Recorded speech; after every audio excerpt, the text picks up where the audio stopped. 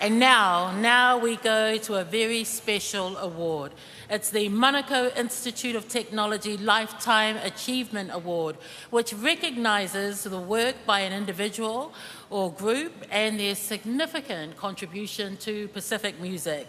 The previous recipients for this award included Bill Savesi, the Yandel Sisters, Tingi Lau Ness, Adija, Annie Crummer, Brother Love, and last year's winners, Punia Lava'a.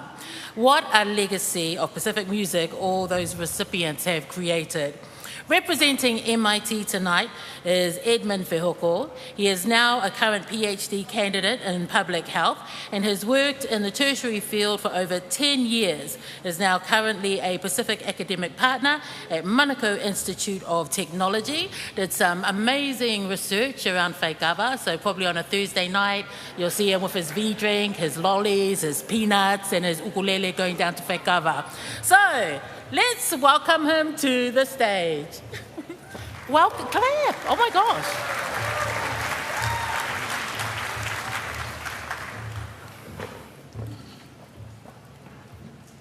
Ke whakatolou mo i takawhalu, mo i otu laine top tapu. Le whetaulaki o i tapatolu, holo pe nofo he lau otu. Le kamataia aho eitu, a whetuliki whanua motu, to umotapa i ahau, pili o te pangai he wha.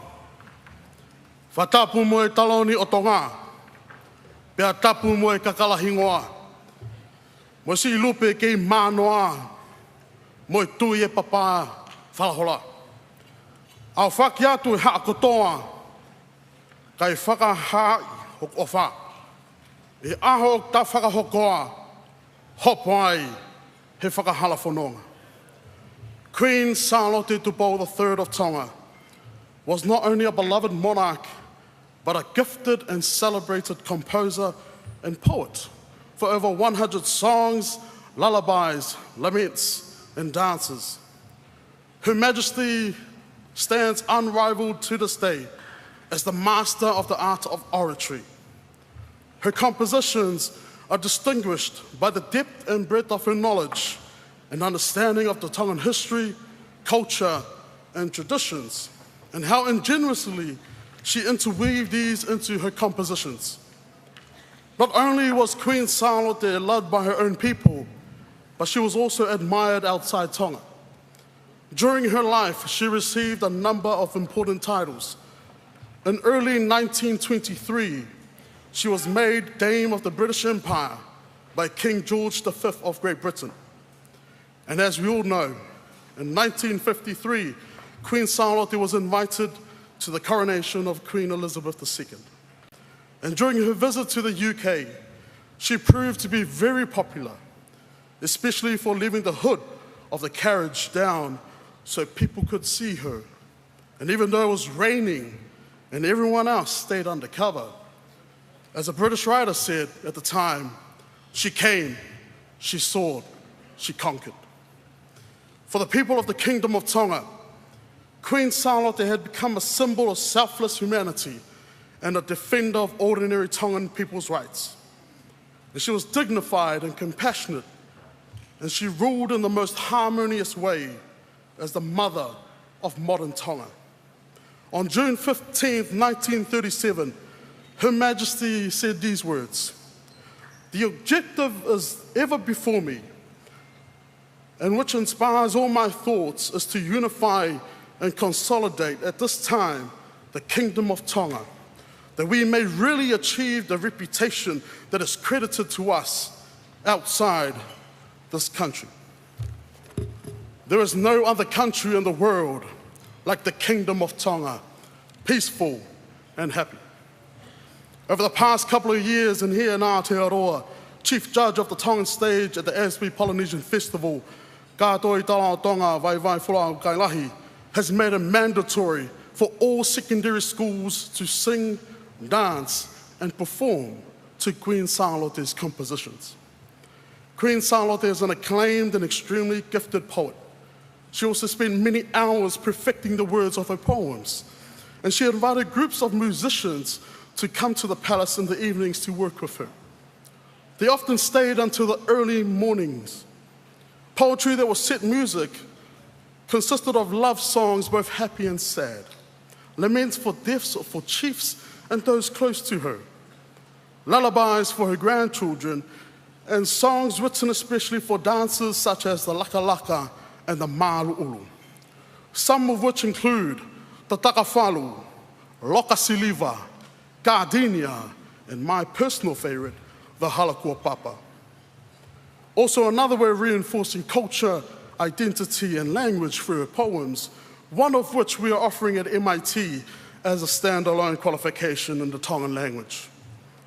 Her legacy as a royal mother of Tonga and a beloved, esteemed queen of the South Pacific inspires us through her deep faith, service to her nation, and to the South Pacific as a whole. Her compositions of Tongan music continue to inspire the new generation, now aware of our rich past and to our shared futures. Ladies and gentlemen, now we have a video presentation followed by a live tribute from members of the Tongan community, where we will hear the story of tonight's recipient of the MIT Lifetime Achievement Award.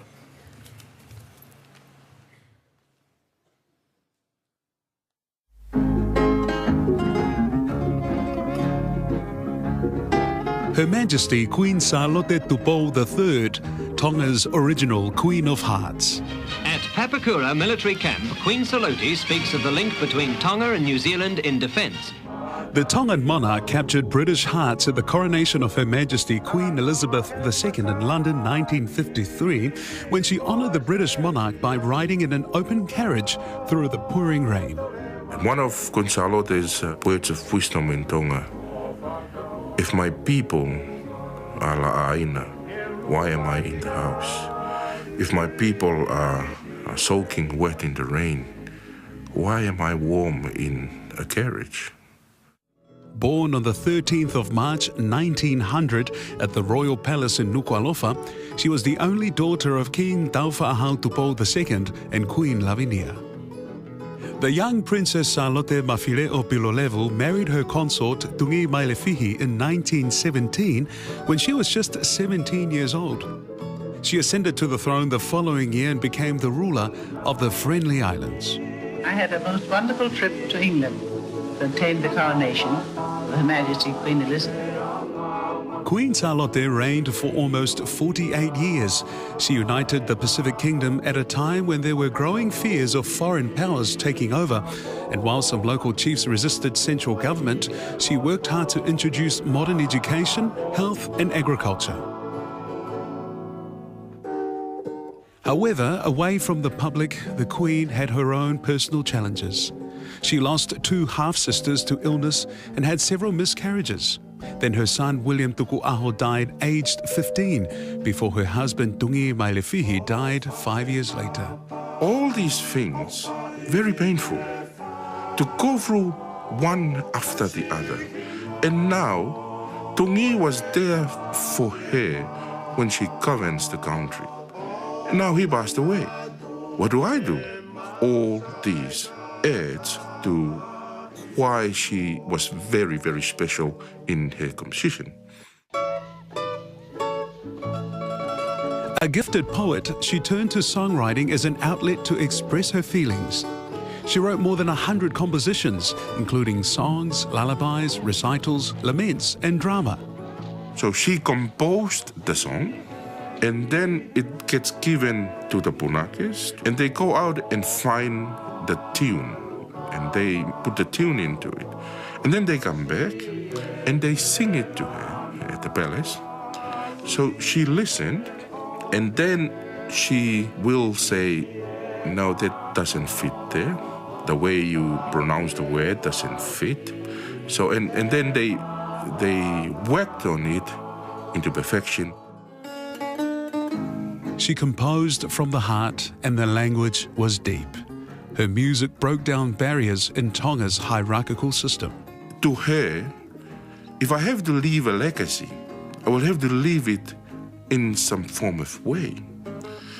And she did this marvelous thing about putting her words of wisdoms in her composition. So every composition, it has a message. And that is why it's so deep. And she's very, very good at using the heliaki, the metaphors, to tell things and give people wisdoms. I feel that I have come as a friend, and it's for such a good welcome that you've given me. I'm sure I'm going to enjoy my stay in Sydney. Queen Salote's music is still performed around the world, and for many Tongans who live overseas, it's their link back home. When you have to go to your roots, go to Queen Salote's music, and in there you will find your root. Because to me, that was one of her biggest legacy. It's bringing everything into music and passing it on. In 1965, Her Majesty passed away in Auckland and was laid to rest in Malaekula, Nuku'alofa. She may be gone, but her legacy lives on.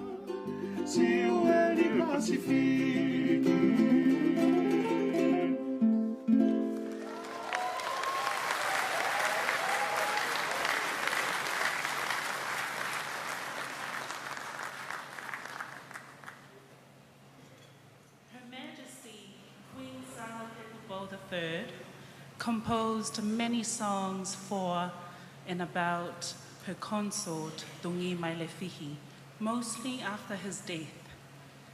Gardenia is one of the songs that reflects her sense of loss for her husband. The flower gardenia is a metaphor that describes her love for him. Gardenia, my favorite say, your fragrance engulfs this love of mine. Your ways are impressed on my mind, and tears stream down. Oyawe, oyao, little did I think, little did I know it would come to this. Your ways are impressed on my mind, and tears stream down.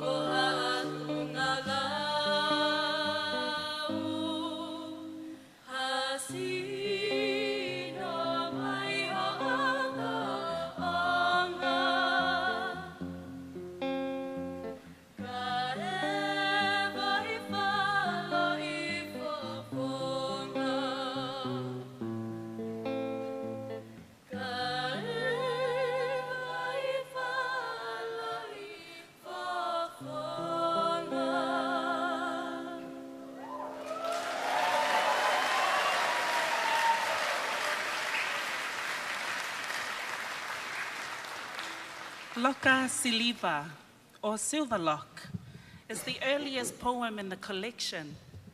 The young monarch was a gifted poet and she composed this love song for Tungi Mailefihi sometime before they were married in September 1917. Silver Lock.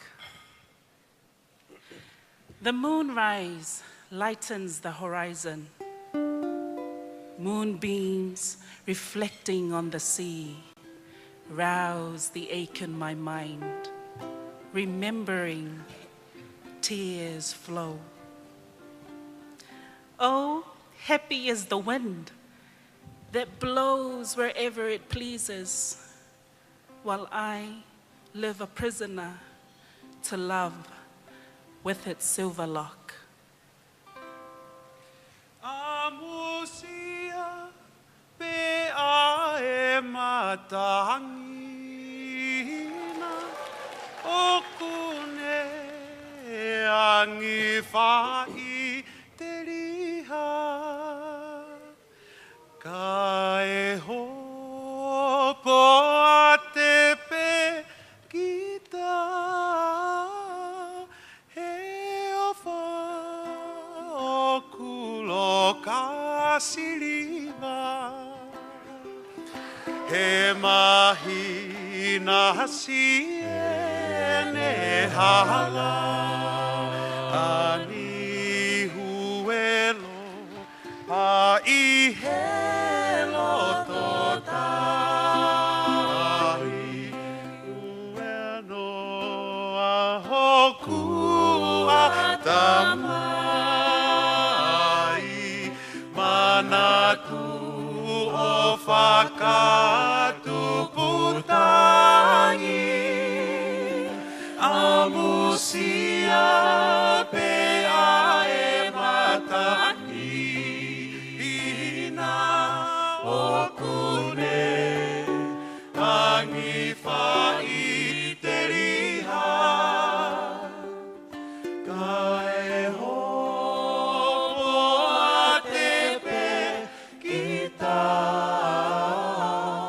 he ofa o kulo kasiriva amusia pe ae matangi ina o kune angi whai te riha kae hopo a te pe kita he ofa o kulo kasiriva he ofa o kulo kasiriva.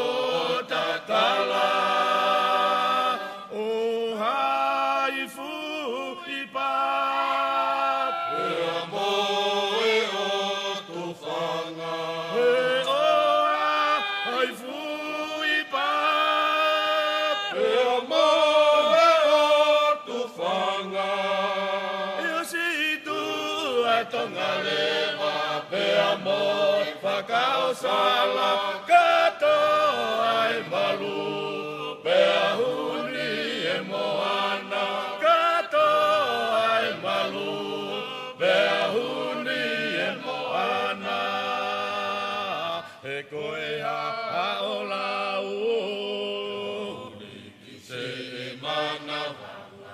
e tala tua kutaka moe e whakangalonga taa e damai ki be i ae ka kala olova e kei to ai angi to a pea mo e pai ni mua he tukua e ngā tuwa e he u a whukopuna e ke ilo i e tonga ni kosi o mautuhunga he ko e hala kua pa talue kilu ua talue kilu a ke iwa kolo ai e ahi mo e vuga tau tue e okuke e fusia e fuka okuke e fusia e fuka okuka pa iwa ai e orive o i fofua e pea ilo e poto a pea mo e kai hua huelo e momi pea au tuota ai ai wa huelo e momi pea au tuota ai ai Pasi! He kai! La tuota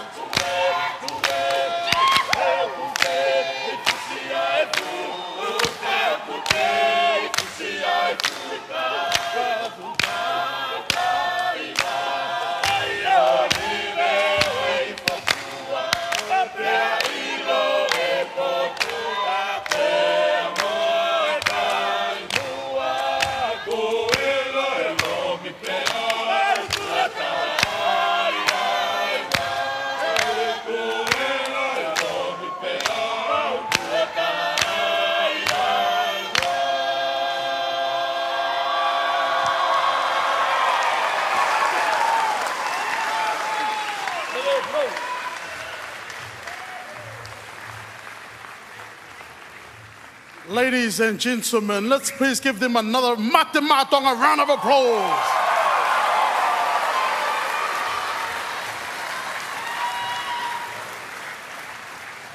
Ladies and gentlemen, at this time, may I please ask everyone to please stand. And now I would like to invite Her Royal Highness, Princess Ofeina Helangi Whakawhanua, granddaughter of the recipients of tonight, to please come to the stage and accept the 2019 Manukau Institute of Technology Lifetime Achievement Award, Tonga's greatest poet and composer, and one of the most influential leaders in the South Pacific and the world, Queen Salote Tupou III.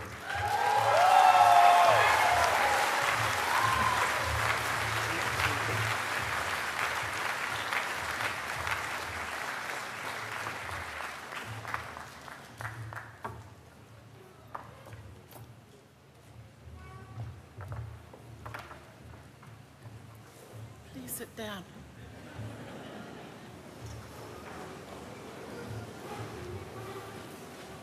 Malolere. I'm so glad I wasn't supposed to be singing or dancing or anything. I had no such talent.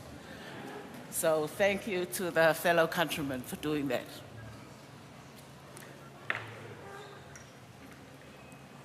I am deeply honored tonight to represent His Majesty, the King of Tonga, in accepting this award for Her Majesty, the late Queen Salote Tupou III.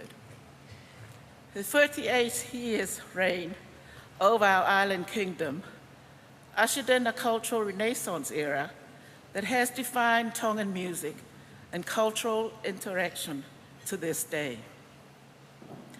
Her lasting impressions at Queen Elizabeth's coronation in England endeared her to an international audience. Yet it is her most personally inspired compositions of music and poetry that remains the golden standard for Tongans alike. One of her lesser-known contributions to Tongan culture include the stereotypical Sunday wear every Tongan family puts on for church. Her Majesty drew inspirations for her creations from what was happening in her life. Most notably, she composed a song for the occasion of her eldest son entering Newington College and the University of Sydney, and later on, lullabies when her grandchildren were born. Her personal Christian faith empowered her decision-making in the family, as well as the cultural guidance to her people. There was no demarcation where her personal life ends and her role as a monarch to her people begins. Such was the life of our most celebrated and iconic queen. With this, I wish to thank the Pacific Music Awards Trust and the Manukau Institute of Technology for the tribute and honoring the late Queen Salote Tupou III with your most prestigious distinction, the Pacific Music Lifetime Achievement Award. Mahalo o fatu.